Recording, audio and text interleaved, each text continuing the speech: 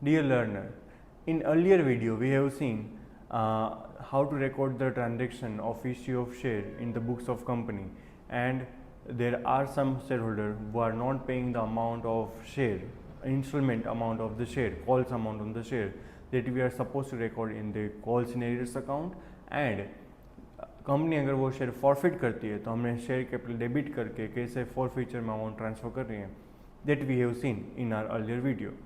Now in this video whatever share company has forfeited वो हमें market में री इशू करने होते हैं. तो how to reissue the share into the market, उसकी एंट्रीज क्या होगी, right. Let us see through one example. Basic some of issue of share with the share forfeiture and it's reissue. The director of Polyplastic Limited resolved that 200 equity share of rupees 100 each be forfeited for the non-payment of second and final call of rupees 30. 100 share में से 100 rupees का share है, उसमें से 30 rupees 100 rupees का share है, उसमें से 30 रुपीज़ पे नहीं कर रहा है, तो 70 रुपीज़ उसने पे कर दिए होंगे, तो ये 70 रुपीज़ हम फॉरफिट कर रहे थे, यानी कि 200 into 70 14,000 we are supposed to forfeit. Out of these shares 150 share हमने कितने फॉरफिट किए थे, 200 शेयर फॉरफिट किए थे. 200 शेयर में से हम 150 शेयर ही मार्केट में रीइश्यू कर रहे हैं एट 60 रुपीज़ पर शेयर. 100 रुपीज़ का शेयर हम 60 रुपीज़ में दे रहे हैं. Show the necessary journal entries. Now let us understand.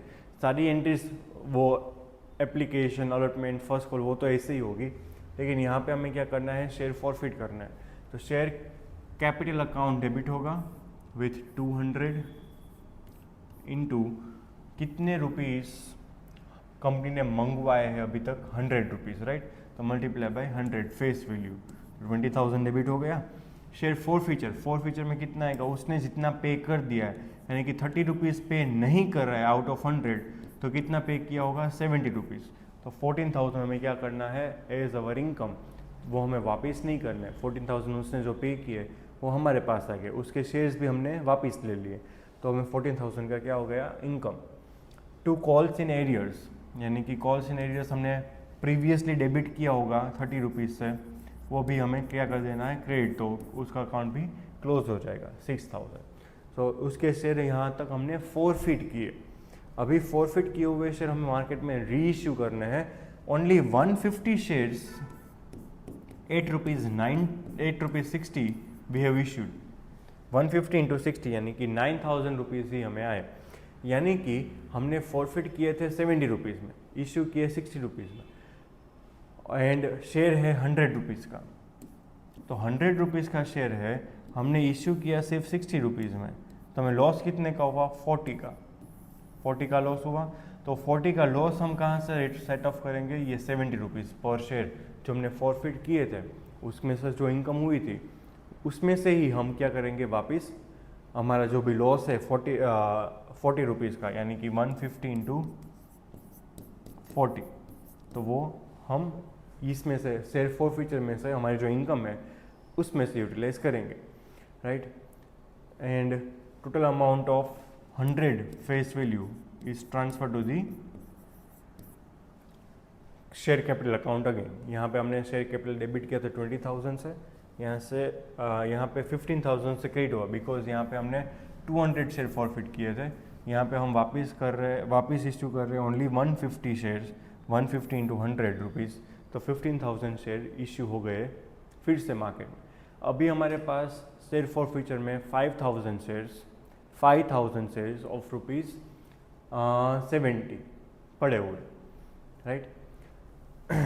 And जो भी शेयर फॉरफिट किए थे वो हमने री इशू किए, राइट.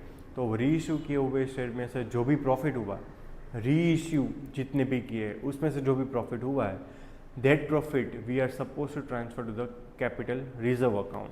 अभी हमने कितने शेयर फॉरफिट किए थे, 200, उसमें से 150 इश्यू कर रहे.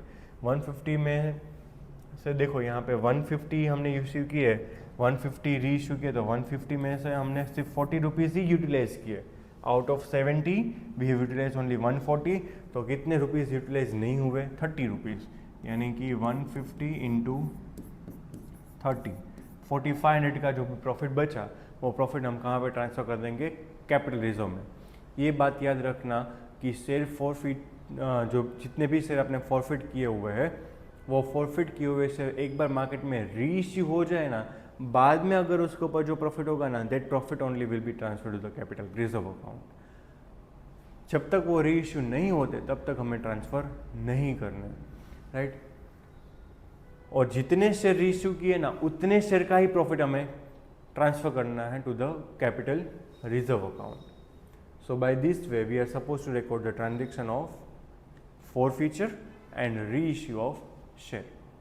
Thank you.